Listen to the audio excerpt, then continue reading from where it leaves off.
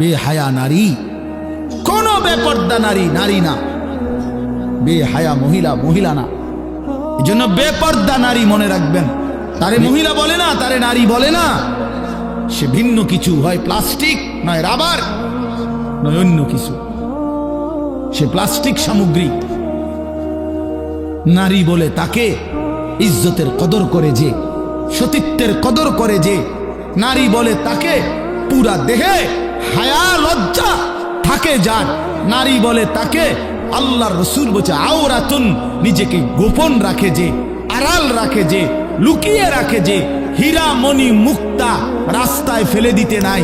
রাস্তার পাথর তো পিচ ডালা যে কাজ করে, এগুলো না রাস্তার পাথর, হীরা মণি মুক্তা ওগুলোও পাথর, কিন্তু সেটা রাস্তায় ফেলে দেয় না। ডায়মন্ড রাস্তায় ফেলে দেয় না, নারী হীরা, নারী মণি মুক্তা, নারী ডায়মন্ড। এজন্য নারীকে আগলে রাখতে হয়, পর্দায় রাখতে হয়, লুকিয়ে রাখতে হয়, আড়ালে রাখতে হয়, গোপনে রাখতে হয়। আর সেই আড়ালে থাকা নারী দুনিয়াতেও দামি হয়, আখিরাতেও দামি। এজন্য রাবেয়া বসরি আজও দামি, আজও দামি, মা ফাতেমা আজও দামি, আয়েশা আজও দামি, হযরতে খাদিজা আজও দামি। আর এই মাঝখান দিয়া এই 1400 বছরের মধ্যে যত সুন্দরী, যত রূপসী, যত বেহায়া নারী কত রঙের রসের গুইরা জীবন শেষ করছে, কত পুরুষরে দেখাইছে, কত মানুষকে দেখাইছে।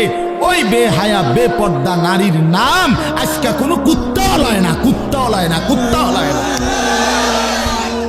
কুত্তাও নেয় না, মানুষ তো দূরে থাকে। বেহায়া নারীর নাম কুকুরও নেয় না, ঘৃণা করে, তারে ঘৃণা করে। নারী তো বহুতই দামি, নারী তো মা। সোয়ালা আম্বিয়ায়ে কেরাম, সমস্ত নবীরা নবীর মায়ের পেটে আসছেন, আউলিয়া সাহাবা ওলামা, যুগে যুগে এক কোটি কোটি ইমানদার নেককার আল্লাহর প্রিয় বান্দা সব তো মায়ের গর্ভ ধরে এসেছে, ঠিক না? তো মা কতটা দামি, নারী কতটা দামি, নারী কতটা দাম। আহা বোন, সে বুঝল, সে সামান্য এক ফালতু ছেলে, যে ছেলের কোনো চরিত্র নাই, যেতে কেমনে মোতে এটাও কইতে পারে না, এতে খারাইয়া মোতে না বইয়া মোতে না আটতে আটতে মোতে, এই অপদার্থ জানোয়ার, একটা চতুষ্পদ প্রাণীর মতো যার জীবন, এই বখাটে দুশ্চরিত্র রাস্তার মানুষকে দেখাইবার জন্য যে মেয়ে, যে নারী বেপর্দা চলে, তার মতো নিম্ন রুচির মানুষ আর কে হইতে পারে মিয়া? আরে বেড়ি, কারে দেখাইতে বাইরে গেলি? কি বাইজিদ বুস্তামিরে দেখাইতা? তুমি যে বেপর্দা বাইর হইলা, তোমার রূপ যৌবন দেখবে কেডা? জোনায়েদ বাগদাদি নাকি? কথা কয় না তো? যেই পুরুষগুলো দেখবে রাস্তায়, যেই ছেলেগুলো তোমারে দেখা, তাদের কোনো আখলাক নাই, তো তারা এই বেপর্দা নারীকে দেখে কি মন্তব্য করবে? দিলে কল্পনা করবে কি? যদি সেই কল্পনার রিপোর্ট আইতো আলটা, তাহলে না বুঝা যাইত। বুঝেন নাই কথাটা? একজন বেহায়া মেয়ে, বেহায়া নারী যখন বেপর্দা যায়, তো মনে করেন 30 জন পুরুষ তারে এখান থেকে দেবিদ্বার শহর মানে উপজেলা পর্যন্ত যাইতে গিয়ে তারে দেখছে, ধরেন এই 30 বেড়া এই বেডিরে লিয়ে কি ভাবছে, এটার যদি একটা রিপোর্ট আইতো, রুগীর মতো আলটা রিপোর্ট, বুঝছেন না আপনার কথাটা? ইসিজি রিপোর্ট যদি আইতো, তাইলে না বুঝতো এই অসভ্য নারী যে তারে নিয়ে রাস্তার পুরুষ কত নিকৃষ্ট জঘন্য কল্পনা করে। আল্লাহ আমাদের মাদেরকে লজ্জা দান করেন, পর্দা দান করেন।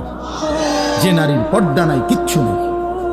ইজা লাম তাস্তাহি ফাসনা মা শিতা, নবীজি বলছে তোমার যখন কোনো হায়া নাই, আল্লাহর কসম, এটা হাদিস, নবীজি সাল্লাল্লাহু আলাইহি সাল্লাম বলছে যখন কারো লজ্জা নাই, সে যা ইচ্ছা তাই করুক, যা ইচ্ছা তাই করুক। ফাসনা মা শিতা, আমি নবী আর জানি না, যা তুই বেশরম বেহায়া বাইরে আনতে, তোর যেটা মন চায় সেটা কর, আমি রাসূল আর তোকে চিনি না। তখন সুপারিশ করবে কে? হাসরের ময়দানে কার কাছে যাইতে হবে? তো তিনি তো তাড়াই দিলেন, যা ফাসনা মা শি'তা। এই জন্য আমার বাপ, আমার বন্ধু, আমরা বয়স্করাও বাবারাও এই মাহফিল সবার জন্য ফিকির করেন, ফিকির করেন। কেন হারাম খাবেন? 60 বছরেও কেন আল্লাহর নাফরমানি করবেন? 14 বছরের 18 বছরের ছেলেরা তুমি কেন নাফরমানি করো ভাইয়া? আল্লাহ তাআলা তোমার শরীর স্বাস্থ্য পুরাটা বডি সুস্থ রাখছে, পুরাটা শরীর সুস্থ। আহারে ভাইয়া, শরীরের মধ্যে কোনো রোগ শোক নাই, এমন তরতাজা মানুষ তুমি, এমন যুবক, এমন কিশোর তরুণ, তুমি কেন নামাজ পড়ো না? তুমি কেন নামাজ পড়বা না? এই জন্য আমি অনুরোধ করছি ছেলেরা আমার, প্রিয় ভাই আমার, সবার কাছে অনুরোধ, বাবাদের কাছে, মাদের কাছে, বোনদের কাছে, আমরা স্বীকার করি বা না করি আমরা মরে যাব, ঠিক না? আমি চাইলেও মরে যাব, না চাইলেও মরে যাব। হাসলেও মরে যাবেন, কাঁদলেও মরে যাবেন, সুখে থাকলেও মরে যাবেন, দুঃখে থাকলেও মরে যাবেন। রাজপ্রাসাদের অট্টালিকায় যে সেও মরে যাবে, জীর্ণ কুঠির কুড়ে ঘরে যে সেও মরে যাবে। আবার মজার বিষয় হলো, আমাদের যেমন মৃত্যু হচ্ছে, গোটা পৃথিবীরও একদিন মৃত্যু হবে, আর সেটাই কিয়ামত। আমাদের মৃত্যু হলে এটারে কয় মৌত, ইন্তেকাল, আমরা একজন। আর গোটা পৃথিবীর যেদিন মৃত্যু হবে, গোটা সৃষ্টির, আল্লাহ ভিন্ন সব কিছুর, সেটাকেই বলে কিয়ামত।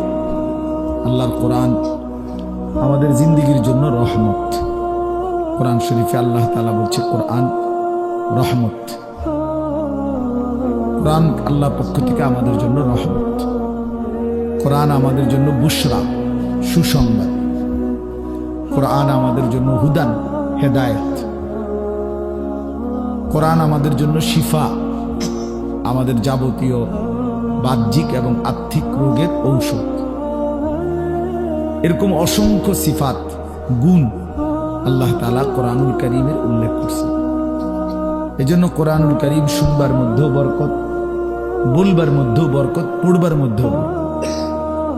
হাদিসের মধ্যে আছে, আমাদের প্রিয় নবী সাল্লাল্লাহু আলাইহি ওয়াসাল্লাম যেভাবে কোরআনুল কারীম তেলাওয়াত করতেন খুব, আবার অন্যদের কাছ থেকে, সাহাবীদের কাছ থেকে কোরআনুল কারীমের তেলাওয়াতও শুনতেন।